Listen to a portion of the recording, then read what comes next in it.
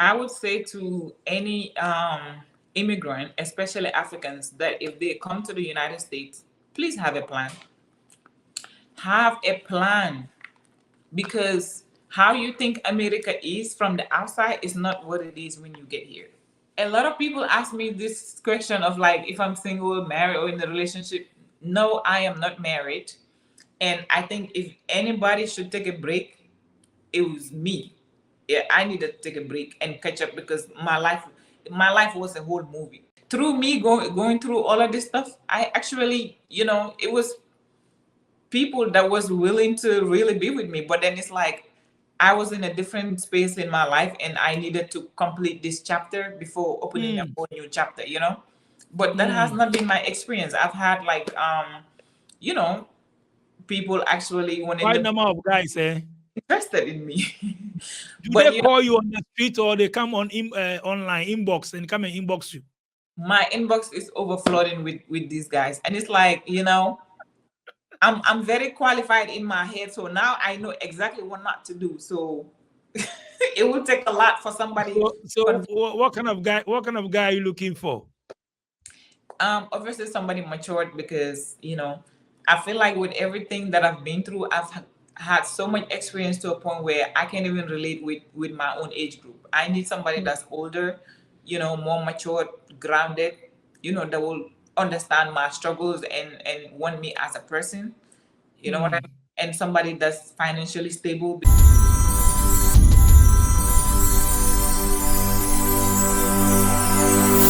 Hello, guys. I welcome you live on SVTV International, our English channel. I welcome you live, and make sure you tap on subscribe. Join us. If you want to come on my show, my numbers are on the screen. Just link up. Let's vibe. This platform is open to you all Africans, and then those in the diaspora. So just come. Let's share your story with us. I mean, your hustling life, your culture, what you've learned, what you are doing. I mean, we are learning. It's a platform that we listen to people's story that we learn from them. So the platform is open to you guys. Or make sure you tap on subscribe. Recommend to your friends to come. If you know anybody that wants to share his or her experience, just give my numbers to the person to WhatsApp me or send me a voice note, and I'll put the person on. Let's vibe. Today I have a special flight. My flight number is called DHW 1642 Concorde plane, turbo intercooler. 16 inches. Where am I going? I'm going to US to have a chat with this beautiful lady on my screen. What's up, Jay? I welcome you live on SBTV Africa. How are you doing? Hi, I am doing good, Nyami. Yeah. Once again, I welcome you live on SBTV International. So, Jay, I Yes. mean, what's the name? What's the name? So my full name is Jainaba, but I just go by the J because it's easier. And my last name is Toure, and I'm from Gambia, but I've been in the US for almost 13 years now. Oh, good to have a Gambian here. Big shout out to all Gambians. Give them shout out. Po, po, po, po, po. Give shout out to your people. Hello, my people, New Nalen. How do you say how are you all in your language? Nangen def. Oh, Nyangan what? Nangen def. Nyangan Def. Okay, Yes. Nyangan Def. All my Gambia people, Nyangan Def. So, Jay, let's get to know you. Which part of US are you? Now I'm in Los Angeles, California. Oh, okay. Oh, nice. How long have you been in the US? I have been in the US since 2011, so it's gonna be 13 Wow. years next month. Wow, that's a long time. You have more experience, huh? It is a bit Let, time. let's come back to Gambia today. Let's get to know more about Gambia, your culture, which part of Gambia you're coming from, your local language, your food, and your siblings and all that. Let's get to know you. I mean, the platform is for you. Let's get to know you. I was born and raised in the Gambia by two Wolof people. So I'm from a Wolof tribe, and I have two siblings. I have two sisters, and I did my schooling in Gambia. Gambia is known as the smiling coast of West Africa, obviously. Very friendly people, beaches, amazing food. We invented the jollof rice, obviously, the Wolof tribe. So that's a no-brainer. But yeah, that's really where I spent my childhood, and I left Gambia when I was 22 years old, and I just started my life here in America. Oh, great, great, great. So, Yeah. growing up in Gambia, how many siblings you have? I have two siblings, two Two. sisters. Oh, okay, Yes, so you are the elderly one, right? I am the oldest. Oh, okay, the oldest. So, tell us more. I mean, growing up in Gambia, how was lifestyle there, and all that? So life was good in Gambia. I was great in school. I went to Catholic school all my life. My parents did not grow up rich or anything, but I went to the best of schools in Gambia, which were Catholic schools.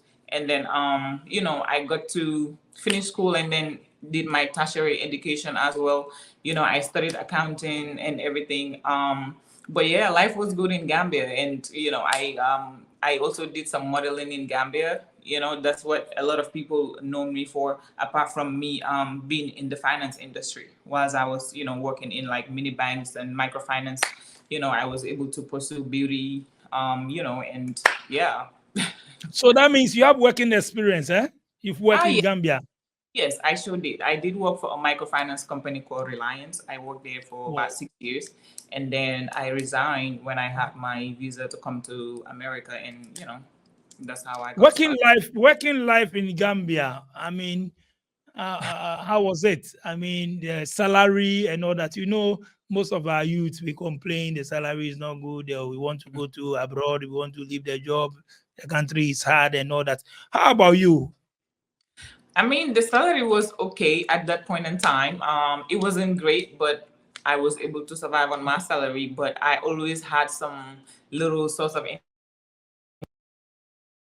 or incense and stuff like that. So I always had my little side hustle going on. I always had Gambia, and Wow, wow. build contests and stuff like that. Work with designers. Sometimes they will like give me free stuff to wear it, and I would advertise for them and stuff like that. So yeah, I mean, it's basically survival mode in Gambia. The more people you know and the more connections you have, the better for you. And if you don't know nobody, then life is gonna be very hard. Tell us about the fashion thing. How did it all Well, start? so in 2006 there was this thing called Face of Abusive. Abusive is like a mobile company in Gambia, so they organized this beauty contest, and I decided to join, and my mom said go ahead. So it was a nationwide thing, and everybody would like vote for their favorite candidates and stuff like that, and I ended up being the runner-up of Face of Episode. And then after that, like a lot of those started opening for me. I started meeting like high class people, government officials, people in the fashion industry, and all of that stuff. So from then, like my life just changed. It was never the same. And even with the jobs that I had in Gambia, the companies actually approached me to offer me a job. So I never looked for a job when I was in Gambia. I was offered jobs. Wow. Wow, wow. But did you So have any plan? Did you have any plan of traveling to go and stay in the US whilst you were in Gambia? You had all those opportunities. You were working, going to fashion and all that. the US was never the plan. I can tell you that. I was never, we call this thing NAPSE. NAPSE in my country means like, just having the mentality of traveling, like, oh my God, I can't make it in my country. I have to travel. I never had that mindset. I just made it work in Gambia.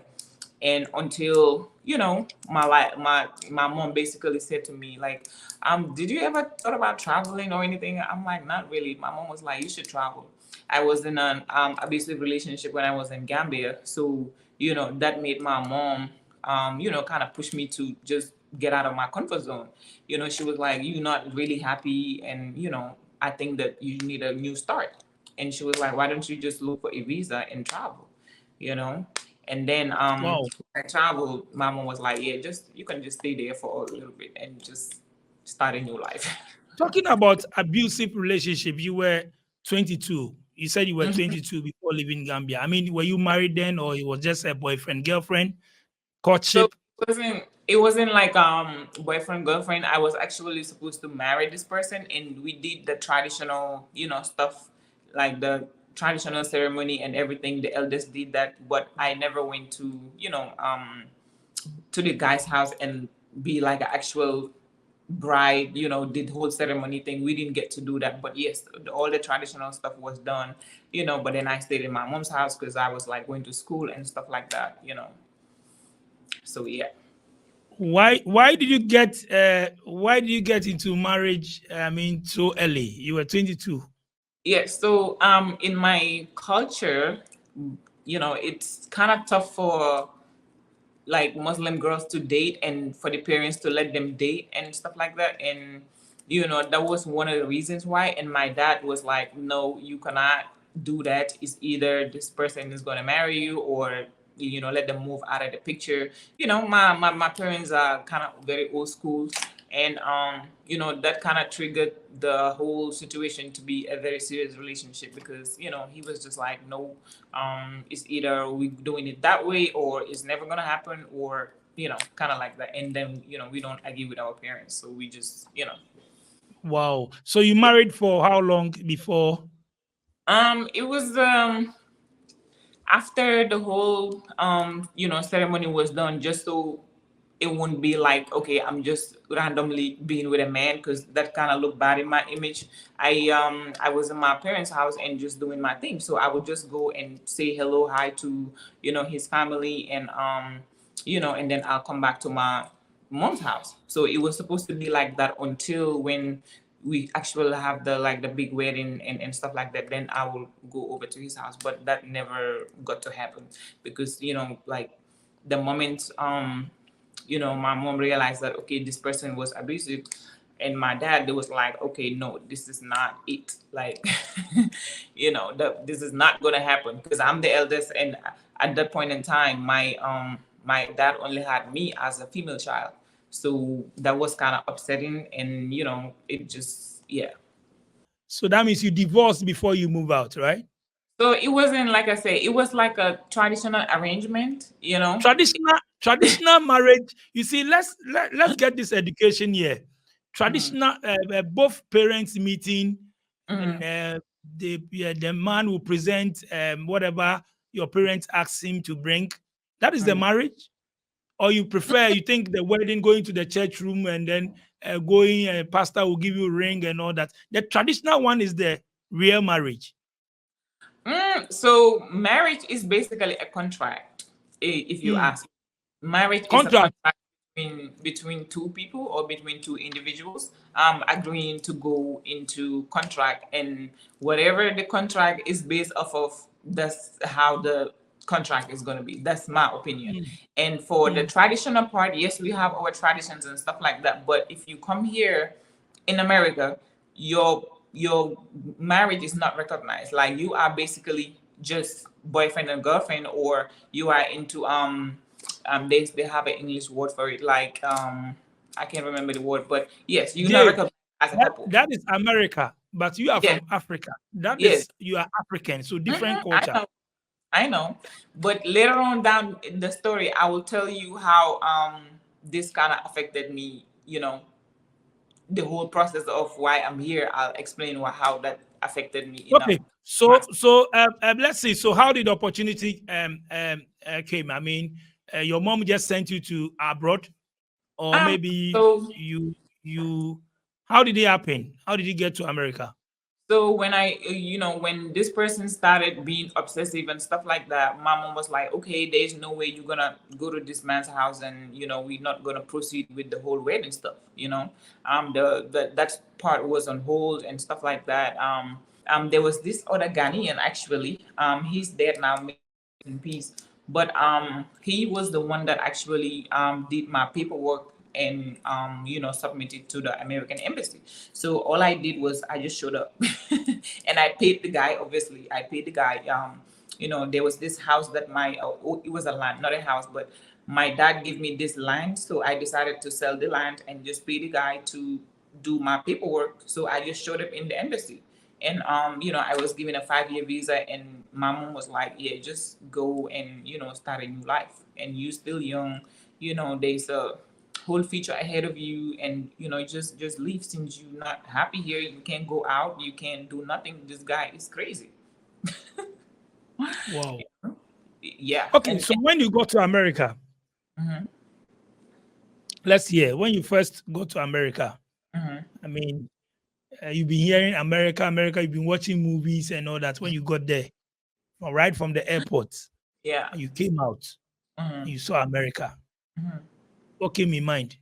So I first landed in New York City, and I stayed with my cousin for probably like 2 months or less, and it was a very big change and a very big culture shock because I came during the winter time and it was cold, and everything was different. Like people here mind their business. They don't, if you don't know somebody, nobody talks to you. Everybody just boom, boom, boom, boom. It's like a very fast pace of life, compared to how it is in Gambia.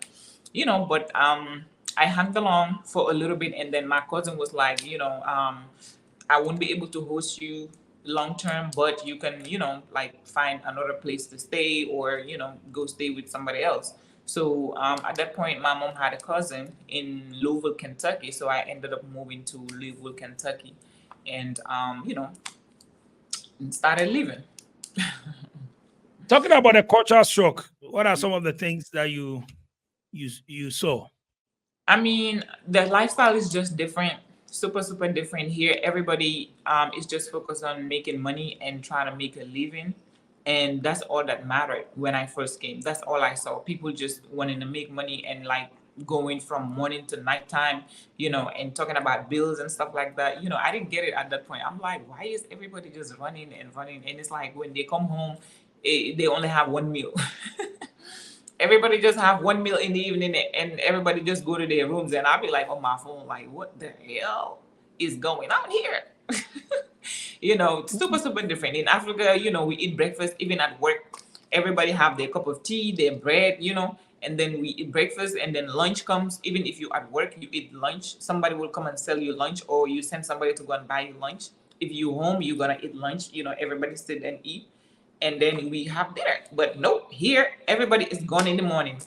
Nobody eats breakfast because they trying to catch the train to go somewhere, or ride their car to go to work. And then in the afternoon, nobody is there because everybody's at work. So when people come home, it's like, okay, let's just make something, cook something, eat, and that's it. Wow. So Mhm. Jay, how did you start? I mean, how did you start life? You went there as a visitor, right? Yes. Mhm. So how did you fit in? I mean, how did you start life? So when I moved to Louisville, Kentucky from New York, I stayed with a mom's cousin.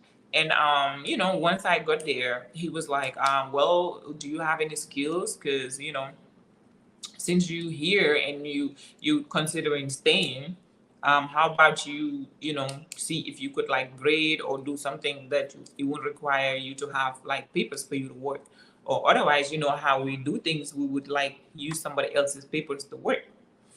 So he was like, well, if you know how to do hair, just start doing hair. So within the first week of me moving to Louisville, Kentucky, I went to this other salon. This lady owned a salon in Louisville. So I just went to her and said, hi, my name is Jay, and I just got here from Africa, and I would like to braid if you would let me. And she was like, you know how to braid? I said, yeah. I don't know how to do every style, but I know how to do some styles. So I just started braiding.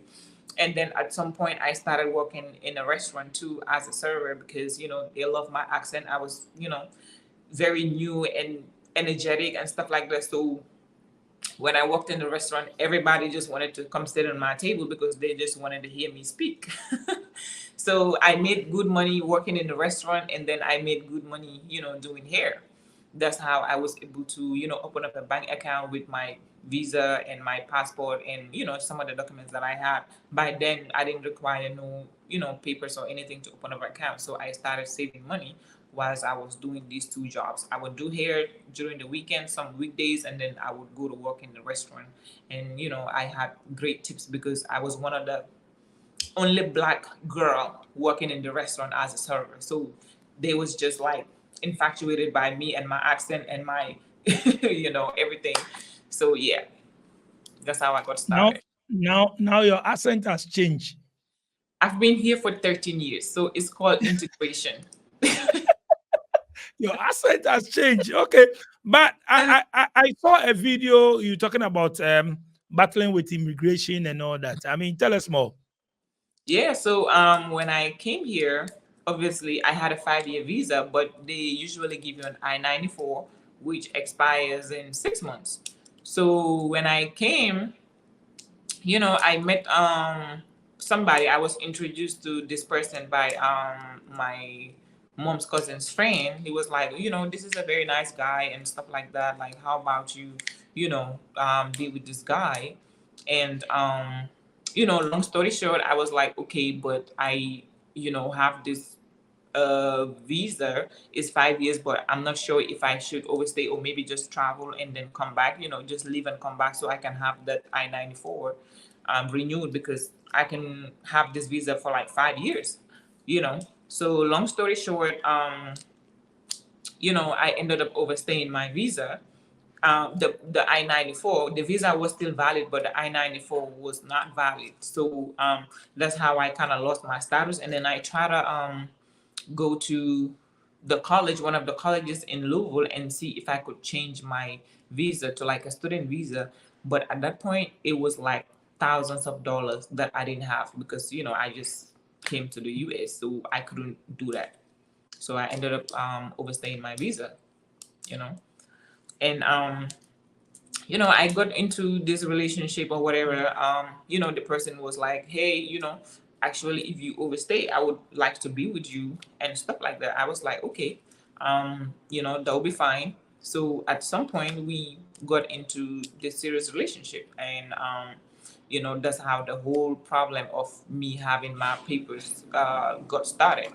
And now, mind you, I was very new, and I was like, okay, well, this person, since I was introduced to this person by very close family, I trust this person, you know. So somewhere down the line, it was like, well, I will help you file for your paperwork and stuff like that. I'll get in touch with my cousin, and he will help me file for your paperwork. And I was like, okay. So that happened, and they helped me do my paperwork. I was not in the picture because I was like, okay, they're gonna do right by me or whatever. I trust this person since we are together. So long story short, it didn't happen that way. I let them handle everything for me, and when something happened, actually not when something happened, but there was one thing that happened, and it changed everything. you know What happened?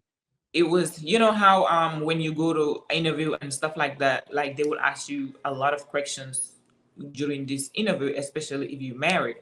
So there was this other child on the tax form that the person claimed. So you only claim kids that are either yours or that are like you sponsor the kid. Then you can be able to file taxes based off of that. You can just file anybody else's kid. So this person filed tax of this child that I never knew about. So when we went to the interview, they asked about this child. I'm like, I don't know. I'm like, who is this? So that kind of brought up a little this thing with the immigration. They was like, okay, how come you guys you filed this child, and this person never know, like your spouse never know about this child and stuff like that. So long story short, they had the case on hold for a very long time.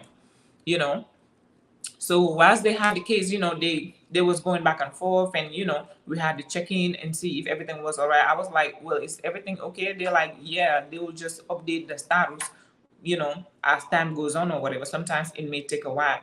So long story short, they went ahead and withdrew the petition without me knowing. So to me, it's like, okay, I'm just gonna wait for an answer from the immigration. I never got the answer, but then he was like, well, I'm gonna go take care of it. So what they did was they went and withdrew the petition and left me hanging. So I didn't know that, but now I know. But it was like, yeah, don't worry about it. That this thing is gonna be solved or whatever. So the petition was withdrawn, and I was like, okay, is there anything else I need to do? They're like, no, you're gonna just be fine. I was not fine. Now, mind you, these people have been in the country for way longer than I did, and I trusted that they was gonna do right by me. I was 22. So I was like, yeah, these people got me and stuff like that. And it didn't work out that way, unfortunately.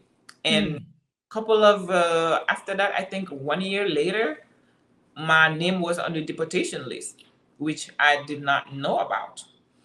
But when politics here, it affects our lives, even if we like it or not. Like the decision makers get to make decisions, when it comes to immigration. So there was a lot of talks about immigration and them actually trying to deport people that are you know that have overstayed their visa or stuff like that. I was like, this is kind of scary. Let me just go to a lawyer and see what's going on with me. So when I went to the lawyer, before even going to the lawyer, I said, well, maybe I should go to the lawyer and see, what it is. It was like, no, don't go to the lawyer. They're just gonna scare you.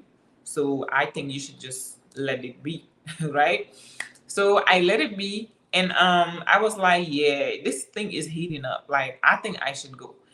And it was like, you know what? I'm just gonna go. I'm not even gonna listen. I'm just gonna go so I can feel better. So when I went to the lawyer and give him my alien ID and stuff like that, he was like, you have a court date actually, and you are on the deportation. I was like, how so?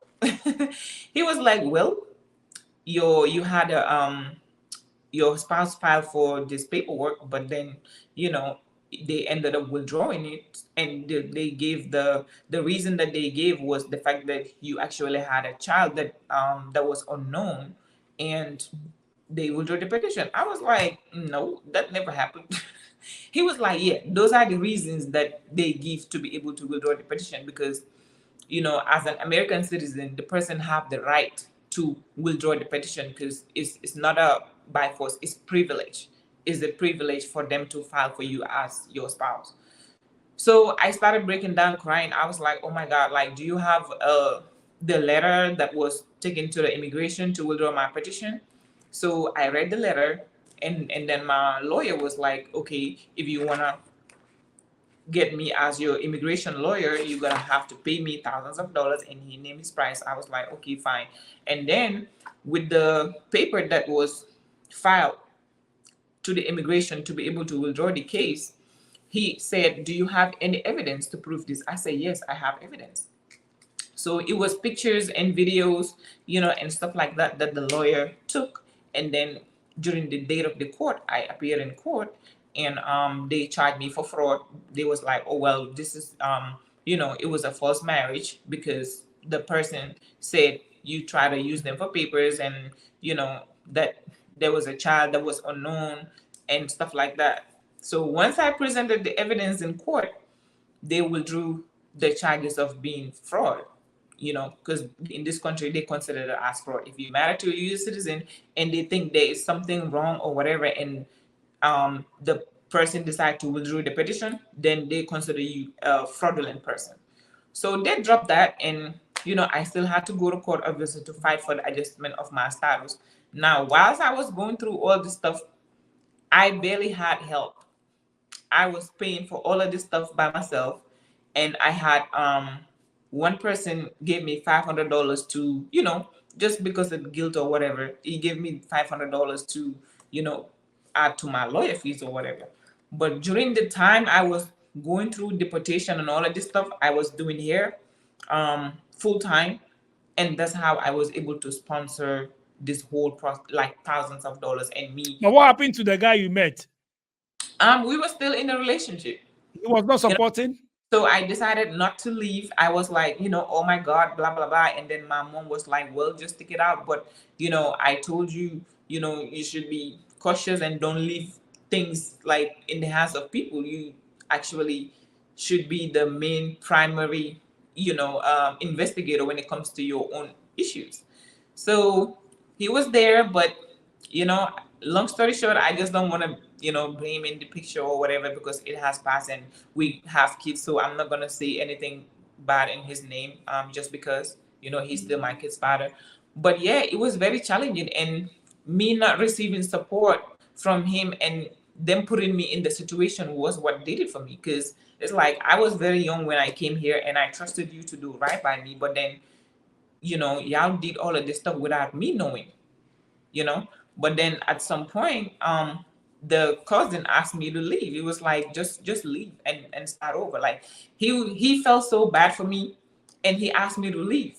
But then because I didn't, know nobody there, I was like, okay, let me just stay still because I don't want to just get up and leave and be on my own in this country. Like I'm by myself. So, long story short, things just was not adding up. I started asking questions and I realized that since the beginning, I was just a puzzle of somebody else's playbook. Like I was just a piece of the puzzle. Like I was young and naive. I just came into this country. I didn't know any better.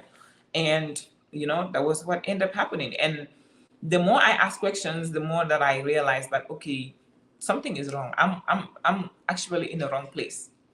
So I ended up still staying and co-parenting and stuff like that. But it was kind of hard to see eye to eye after that. I was like, you literally fumbled me. Like I'm going through all of this for so many years, and the support that I got was like the bare minimum. It was like, just the person just watching me go through all of this stuff. And if at all I needed some help in certain instances, it will be like somebody forcing his hand to like, okay, you gotta do this stuff. Like you was the main person why she's going through all of this, But then long story short, I'm like, yeah, let me just focus on my life and fixing this. And before I was able to get through that phase, 7 years of my life was gone. Like just with the blink of an eye. I was sad. 7 years. 7 whole years. Back and forth, 7 years. Back and forth to court and lawyers and spending money and doing all of that stuff for 7 whole years. You spent a whole lot of money. I mean, literally, the immigration process kept me broke. Luckily, I have my own business, so I was not depending on my work permit because at some point they took back my work permit. Obviously, they took my work permit, and I couldn't get a job even if I wanted to. But luckily for me, I'm always thinking about business and me being able to create my own income because I did that in Gambia on the side, like selling some little stuff. But yeah, I was able to afford the whole, immigration process. And I was like, if I'm gonna be doing all of this by myself, and which I did, like I don't need, you know what I mean, to be with you that actually put me in this heartache and actually make my life miserable, So after 7 years, me owning a business here in the United States, paying taxes and having U.S. Citizen kids, and me being a law-abiding citizen, never had a ticket for like the entire time that I never had a traffic ticket or anything by the time. Now I have 2 traffic tickets, but and me serving very powerful women. Actually, I was able to meet people whilst I was doing hair, and these were powerful women. One of them was a judge, actually, like a criminal judge for so many years, and I was able to serve her, as her hairstylist, and other lawyers and other female doctors and other, just powerful women. So as I was going through this whole process, I surrounded myself with very powerful women that kind of uplifted me, and all of these women were Americans. So that's really what contributed to me being able to actually stay in this country, because they wrote a very good testimony for me. They all wrote testimony for me. And when I went to court for my final listing, I didn't actually even appear in court. I just sent this stuff to my lawyer, and he was like, you don't even need to show up. I mean, this is literally the case have been dragging for too long, and you didn't do nothing wrong, and I think the judge is gonna be in your favor. So I didn't even end up showing up in court. And after so many years, the case just ended like that, and I was able to start living my life again without having to think about being deported and me having all this stuff going on. Wow. Yeah. But at a point, 7 years, at a point, did you get fed up that you say, oh no, I want to go back, I'm tired of this up and down, up and down? To be honest with you, the only commit suicide at that point, I thought about it. But when I about you know, me having my kids and you know, me being the main breadwinner in my family, I just couldn't do it. But there were so many nights that I actually thought about that, because you know, I was like, why did I leave Gambia in those circumstances and to just come and fall into this trap of an other prey? Like, I couldn't get it. You know, it's like I question a lot of things. Like, I'm a good person, I'm a good-hearted person, I'm a great person, actually. So I just didn't like understand why I had to go through this cycle of like just being in trap. But at some point I had a, you know, I had a realization like, okay, my life is not supposed to be like this. Like, I'm a star. In my head, I'm like, I'm a star. I used to model, I used to do all of these things. Like, I was an influencer, you know what I mean? Always been a very valuable person in other people's lives. So why can't I feel valuable inside me? That was when I was like, no, certain things gotta change. So I just started living my life. I started going out, you know, meeting people, you know, just doing fun stuff that I like to do. Walking out every morning, you know, just going to events like African events, Afrobeat events. If we have festivals and stuff like that, I would go. And literally, I just kind of checked out when it comes to the immigration part. I'm like, I'm not gonna let this thing like literally make me miserable to a point where I can't even recognize myself. So I just started living. And the moment I let that go and started living my life, that was when all the good things started happening to me. Like, just random people that I would meet in random places that will give me the answers that I need, or they will like help me out, you know, do this stuff, or, you know, they'll give me the stuff that I need at that point in time. It didn't make sense back then. It's like I was all over the place traveling because I felt like a prisoner in this country. I'm like, I couldn't even leave to go see my mom, to go see my parents. And it was just depressing. But once I started traveling, I went to Hawaii by myself. I went to San Diego. I would go to Utah hiking by myself, you know, just traveling. Because in my head, it's like, okay, I'm going to create my own reality. Since I cannot go to Africa and come back like other people do and go to Dirty December, or, you know, whatever they call it, I'm like, I'm going to create my own reality here. So that's what I, you know, started doing, and everything changed. You Wow. know, everything Wow. changed in the blink of an eye. It's like things was just aligned to be great. So after 7 years, you got your everything back, eh? Your stay, your everything. They gave everything to you, right? So after 7 years of me going to court, I ended up moving to, you know, California. So California is a very immigrant friendly state. That's why I moved here to begin with, and I left, you know, all the other places that I used to live. I moved here, and when I moved here, I didn't even suffer one time. The moment I moved to California, I had this other apartment in it's called Orange County. So that is a very small county. So meaning the immigration process is a lot more faster than LA County, which is a big county. So that's how I was able to like fast forward the process. And my lawyer was like, you know what, I got you. He actually helped me such, like, he was just an amazing person to me, if anybody asks, because with all the tens of thousands of dollars that I spent on my case, he only took $2,000 from me when he knew my story. He was like, I'm just gonna need $2,000 from you to pay for the staff and to pay for, you know, your background check and everything. And I never even showed up to court. Now, mind you, I was supposed Wow. to be deported. I was Wow. be deported, and I it was so many things that was wrong. When he looked at my file, he was like, Jay, what happened to you? You are a hot mess. How did you let this happen? I'm like, I don't know. I was young and dumb, and you know, I just trusted the wrong people, and this is how things happen. Long story short, he was like, you seem like a very good person. You are very lighthearted with a great spirit, and I'm gonna help you. Wow. I don't know how he did it. I didn't even show up. He just called me and be like, okay, so you are free from today.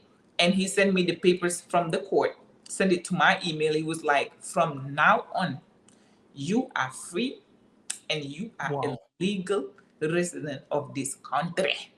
Wow. So How was literally, how was the feeling like after all these years battling up and down and all that, and just this short while you went to California and lawyer just did all this, and then he just call you say, "Oh, you are free." I mean, how was the feeling like? to be honest with you, like with all the things that I went through, which led to that moment, things was gonna be in my favor. I was just scared and fearful of like the worst happening. But at some point I was like, you know what, I'm a good person and I know that God is gonna come through for me.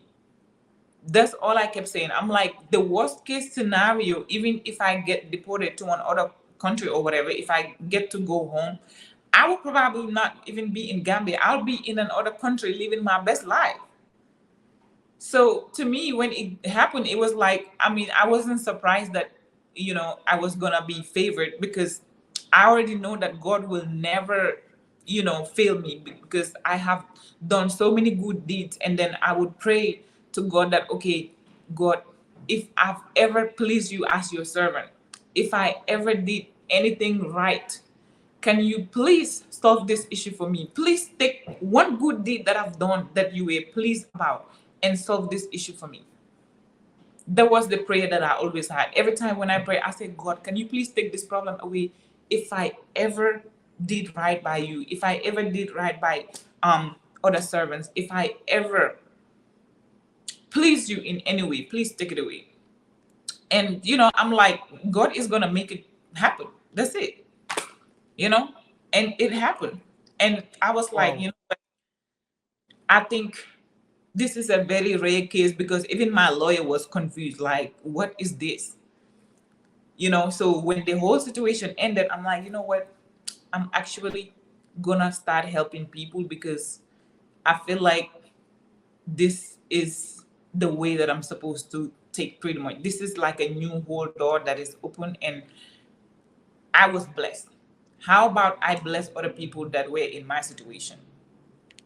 you know So that's why I ended up saying my story on TikTok, because Africans will never talk about papers and immigration. It's a taboo. It's a taboo to talk. Everybody will be What is like, what is this PD dismissal? PD dismissal.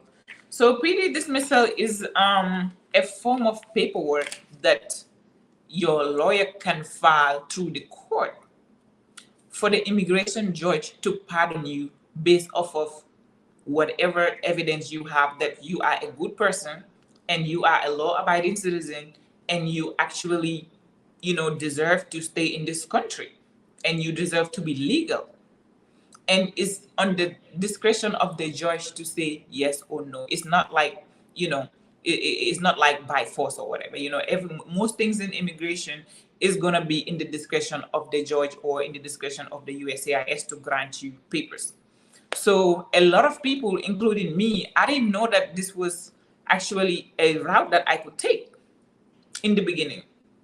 Because when I used to stay in Vegas, the lawyer told me that I wasn't qualified, because I started having the paper issues right after I got here.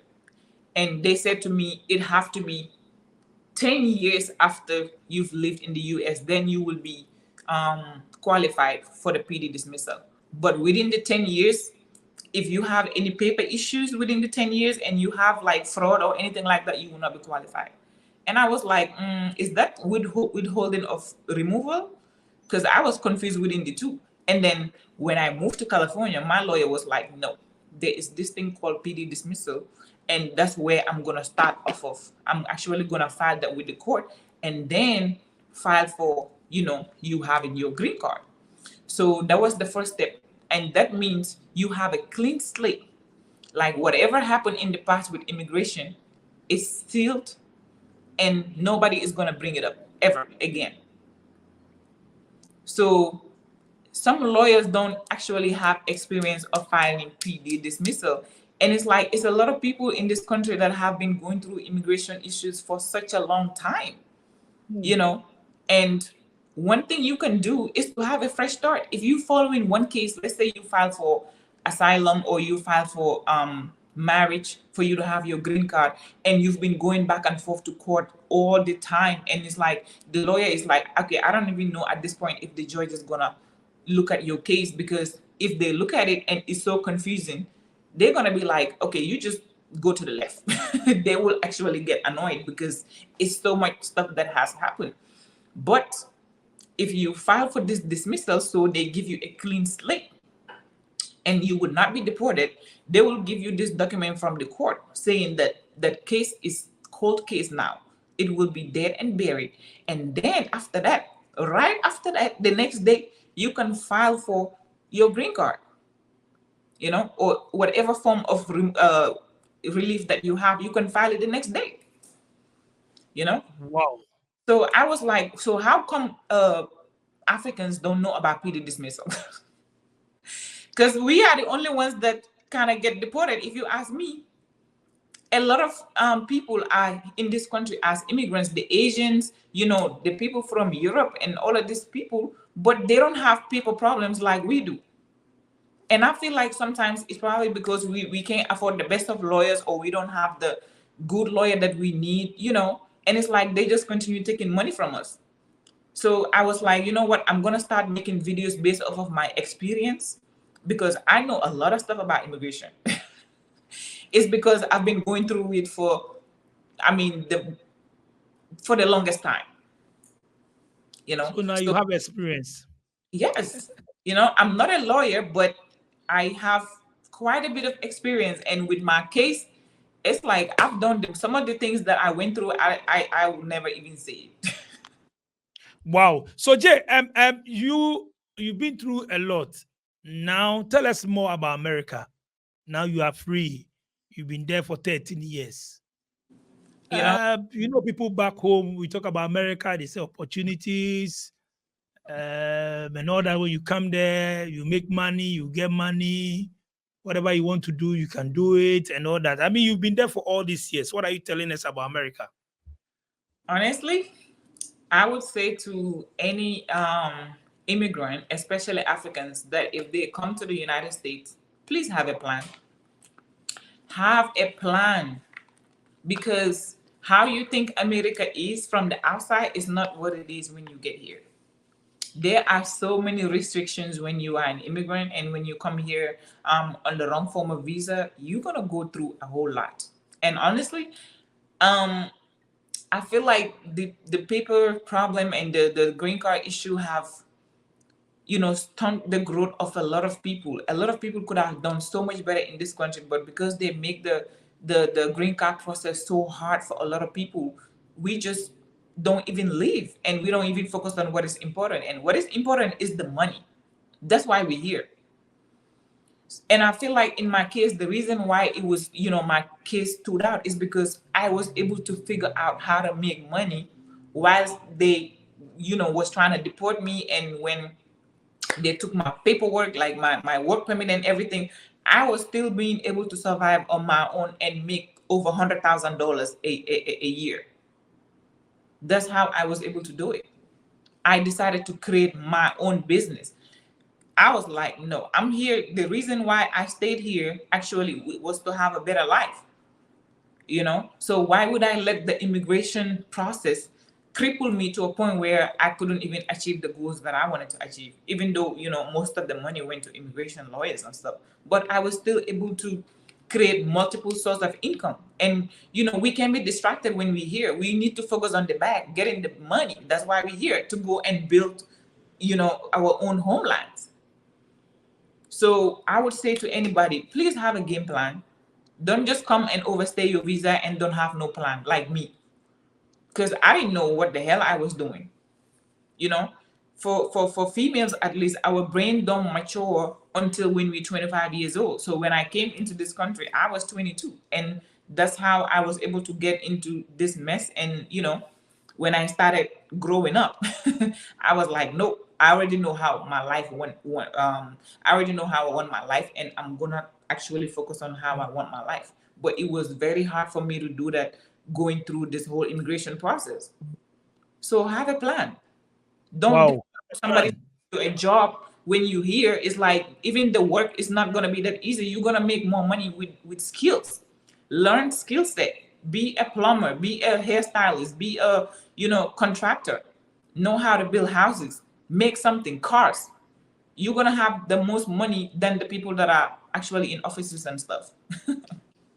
I keep saying this, that uh, uh, traveling outside without a skill is a problem. When you get there, you suffer. You need to learn some skill, as you are saying, because people go, they finish school, they don't have any skill. They say they want to go and hustle, and all that. They get there and they'll be doing warehousing and cleaning and all that. No skill, no upgrade. Then they'll be doing 3, 4, 5, 6 jobs, 2 hours here, 4 hours here, 3 hours here, 4 hours here. So learning a skill is very important, right? It's very important. Like, I can't even express how important it is. You know how the Mexicans get to come here and actually thrive? It's because most of them do the jobs that nobody want to do. Jobs like yard work, that is a lot of money. They be the ones fixing cars, having their own garage. That is a lot of money. And guess what? If you able to get a certain amount of money through your business, you can actually file for green card. The Asians come here and start a business. That's how most of them are able to get their green card. If you're not very skilled in running a business, learn. Sometimes I feel like we're not even open to the idea of learning. We're like, oh my God, like, I don't want to start all over and learn this. You really gonna have to learn. Like, you're gonna have to constantly learn and improve yourself. That's one thing that most Africans are lacking. Like, because even me trying to help people to find work whilst they having, these immigration problems or whatever, they can work. I will go and do my research and share apps and stuff like that where they can go and make money. They still don't want to do the research. They will like text me, oh, is this the app? Oh, is this? I'm like, They want you to do everything for them. I'm like, I give you 10 options where you can go and do your research and pick one that works for you. But they want everything done in a silver platter. And that's not how America works. Most of us, this is our problem, Africans. We always want people to do for us. And it's like, let's focus on the back, having skills, or any form of business really will do. And now that we're in the age of AI, we can use artificial intelligence in so many different ways. Like, you don't even need to have green card. Use AI, sit in your house and actually make money using AI. So I can't even, like, there is no excuse as to coming here and being a failure. It's not an option. When you come here, your focus should be getting the bag, and you need a game plan. Have a plan. When you get here, if you focus on like, okay, I'm just gonna come here and focus on getting my papers, you do that. And then you like, okay, now that I get my papers, I'm gonna go ahead and look for a job. If a job is gonna do it for you, well, you go do that. But I'm telling you that working for somebody 9 to 5 is not gonna cut it for you, because you're gonna have to share your check with 5 other family members in Africa, and it's not gonna cut it. But then if you create a business, you can hire other people, make it big, and even bring your family or hire other people from Africa to come through the business. And that's what Asians and Chinese are doing. You barely see them have immigration issues because they do it the right way, by building business. I don't know, why a lot of Africans, we are the ones that suffer the most when it comes to immigration issues in this country, at least. So that's why I'm speaking up and making videos. That's good. Have you been coming to Gambia? So since yes, you left? I plan of coming to Gambia, but I haven't been home. 13 years you've not been to Gambia. Yes, I have not been to Gambia. So wow. It's I'm sure your mom misses you so much. Yes. Your family. They really do. And luckily, I have them on my side. I have them on speed dial. We talk all the time, and that's the best support system that I could ever ask for. But yeah, it will be something that I have to plan, since I haven't been there for so long. It will definitely require planning, and I'm actually working on it. Now, everything is not perfect with me still. I'm still working on certain things. There are, a lot of things that I need to work on as an individual. And when I'm done at the right time, I will go ahead and make it happen and actually create a whole Wow. vision of me coming to Africa. Ghana is one of them, Nigeria, Gambia. It would Oh be. yes. Oh yes. Africa is waiting for you. Have you been to apart from Gambia, you've not been to anywhere yet, right? I was in Senegal actually. Been to Senegal. My mom is Senegalese origin. That's where my mom originated. So, Gambia and Senegal pretty much is, where I was able to travel to. Wow. So are you single now or you still married? So a lot of people ask me this question of like if I'm single, married, or in a relationship.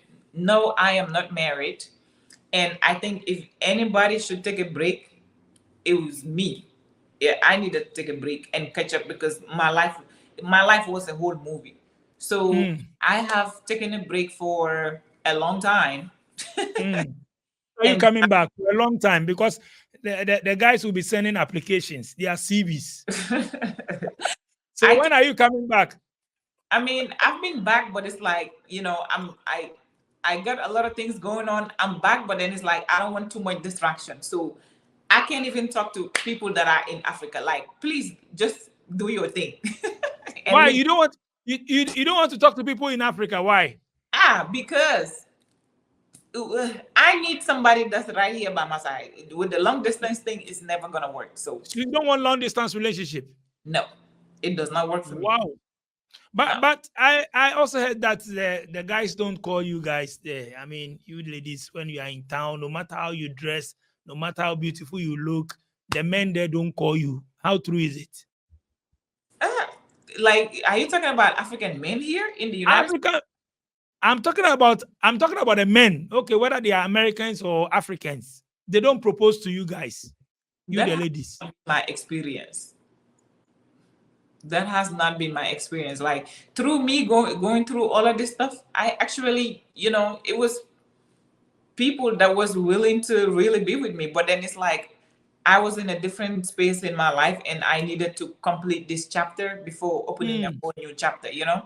But that has Hmm. not been my experience. I've had like you know, people actually wanting Quite to be number of guys, eh?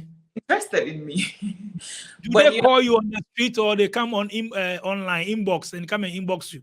my inbox is overflowing with these guys. And it's like, I'm very qualified in my head, so now I know exactly what not to do. So it will take a lot for somebody. So what kind of guy? What kind of guy are you looking for? Obviously somebody matured because I feel like with everything that I've been through, I've had so much experience to a point where I can't even relate with my own age group. I need somebody that's older, more mature, grounded, that will understand my struggles and want me as a person. You know what I mean? And somebody that's financially stable because obviously if you can. Matured man, Yes, mature. financially stable with more Financially this thing, eh? More mature. cash. And I don't mind if you a couple of inches shorter than me, I will still be with you. You don't have to have no six pack.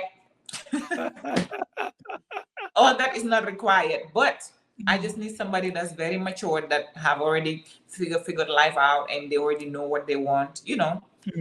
And that's just that. That's just very simple. Do you have a Gambian community there? Have you met some yet?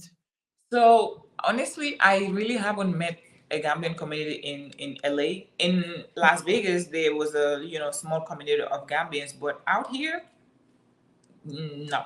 There is a Nigerian Not yet. community that I heard. I heard about a Nigerian community, but Gambians, no, not really. I pretty much found like two Gambians since I've moved here. So yeah, I don't know where they at. Wow. Wow. People back home, when they message you or they get in touch with you, what did they say? I mean, what did they tell you? Honestly, I had a business in Gambia, so my sister runs it. So I sell, hair, wigs, weaves, and stuff like that. Most of them contact me and talk to me about hair and stuff like that. But my childhood friends, I still get to talk to them. I will forever keep those people.